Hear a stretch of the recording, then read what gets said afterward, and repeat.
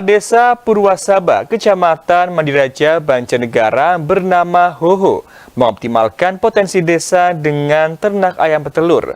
Potensi desa yang ia kembangkan kini bisa mencapai miliaran rupiah per tahunnya. Melalui badan usaha milik desa atau BUMDes bernama Jaya Mandiri Purwasaba, Kades Hoho berhasil mewujudkan kemandirian desa.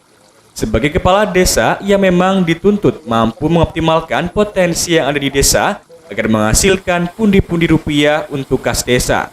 Terlebih dana desa yang saat ini menjadi pemasukan utama sebagian besar desa sewaktu-waktu bisa dipangkas atau dihentikan. Usaha yang menjadi sumber penghasilan untuk meningkatkan pendapatan asli desa Purwasaba sudah dirintis sejak tahun 2022 melalui usaha peternakan ayam petelur yang tidak langsung besar. Namun secara bertahap, usaha ini dapat menjadi peternakan yang besar. Saat ini, jumlah ayam petelur telah mencapai 7.000 ekor dan ditargetkan pada akhir tahun ini atau awal tahun 2026 mencapai angka 10.000 ekor. Tak hanya dari peternakan ayam petelur, BUMDes Jaya Mandiri Desa Purwasaba ini telah memiliki berbagai unit usaha seperti peternakan kambing, rusa, sapi, ikan nila, dan lele. Usaha-usaha ini telah berjalan dengan mapan dan dikelola secara profesional, sehingga BUMDes Jaya Mandiri kini percaya diri melakukan pembangunan usaha yakni pusat kuliner dan objek wisata terpadu. Ini kalau lokasi sini lahan 1 bahu, ini belum digunakan semua, Mas. Ini baru setengah bahu sama kandang ayam, ini sebahu belum digunakan semua. Jadi kalau 1 bahu itu misal dilelang itu terjual di angka 16 juta dalam 1 tahun karena 2 musim tanam. Tapi kalau kita ternak ayam dari 2.500 ekor aja itu 1 hari bersih 1.200.000, Mas, yang kandang ini belum ikannya. 1.200.000 kali sebulan 30 hari ya berarti 36 juta.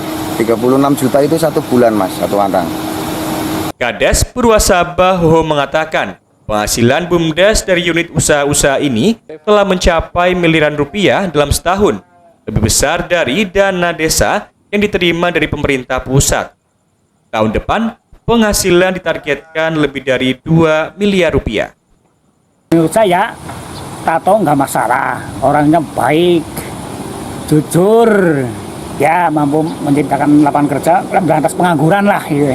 Kalau melesat proyek jalan ganggang, proyek desa, lurahnya puas pokoknya.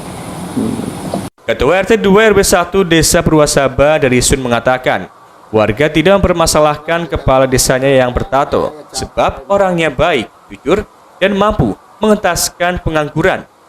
Bahkan, pembangunan desa juga berkembang pesat dan jalan yang ada di desa sudah halus hingga jalan gang. Ia puas dan senang dipimpin oleh Kades Hoho. Selamat pagi, lihat pemirsa, jalan ini dibangun langsung oleh Kades Hoho, bukti dan kerja nyata untuk warga. Tak hanya itu, depan kantor Desa Purwasaba juga mulus, nyaman dilalui setiap hari. Lanjut ke wilayah utara desa, di sini jalan hotmix jadi penghubung utama antar dusun rata dan kuat.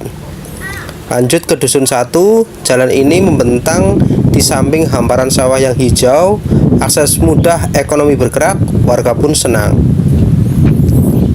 Sampai di perempatan tengah desa, semua arah jalan mulus tanpa celah. Ini bukan pembangunan satu sisi ya, tapi merata ke semua penjuru desa.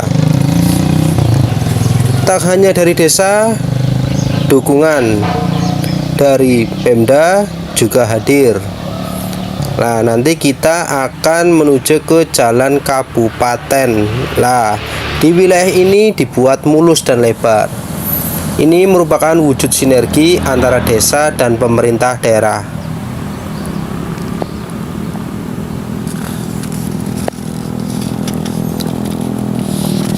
Dari ujung ke ujung, jalan aspal Desa Purwasaba sudah nyata hasilnya. Dan kini mari kita lihat bagaimana jalan pertanian juga ikut dibenahi. Di jalan pertanian ini, pembangunan terus dikerjakan hingga tahap akhir. Proses finishing dilakukan dengan membuat garis-garis di permukaan cor agar tidak licin dan aman dilewati warga maupun kendaraan. Nah, setelah pembuatan garis-garis ini, nanti cor ini akan disiram secara merata agar cor mengeras secara sempurna dan makin kuat. Semua dilakukan demi kenyamanan petani dan kelancaran akses ke lahan. Berarti total niki pinten panjangnya? 180 meter. Lebarnya pinten, Pak? Lebarnya 2,5. 2 meter 50. Ketebalannya? Ketebalan 15. Ditambah lantai kerja 5 cm. Ketebalan ini 18 cm. Dan ini Pak Ho ngontrolnya jam pinten biasanya? Mungkin sekitar sendiri kan sedang dalamnya bupati. Untuk keperluan mungkin. Berarti mungkin sekitar jam 10-an lah. Jam 10 atau jam 11. Bapaknya kerja teng mriki pun pinten dinten, Pak? Kulo anu niki khusus jalan kulo tambah 6 dinten. Mulai hari Senin sih. Tapi kan ngecor lembur terus sampai jam 10. Iya, matur nuwun nggih, Pak. Oh, nggih, sami-sami Mas. Setelah mendengar cerita dari pekerja tadi, kita jadi tahu betapa besar usaha di balik Pak Kadesoho untuk membangun jalan cor ini. Bahan cor yang digunakan bukan dicampur manual, tapi langsung beli dari pabrik. Lebih kuat dan merata hasilnya. Proses pengecoran dikerjakan hingga jam 10 malam demi mengejar target. Meski cuaca tiap hari diguyur hujan, supaya hasilnya tetap maksimal, jalan ditutup rapat dengan plastik agar tidak rusak dan bisa mengering sempurna. Ketebalan jalan cor ini mencapai 15 cm, cukup tebal untuk dilalui kendaraan pertanian dan tahan lama dalam segala cuaca. Lanjut ke jalan satunya. Jalan pertanian yang dibangun beberapa waktu yang lalu masih tampak kokoh hingga kini. Membelah hamparan persawahan, jalan ini tak hanya berfungsi sebagai akses kendaraan, tetapi juga sisinya dimanfaatkan sebagai saluran air, multifungsi dan sangat membantu petani.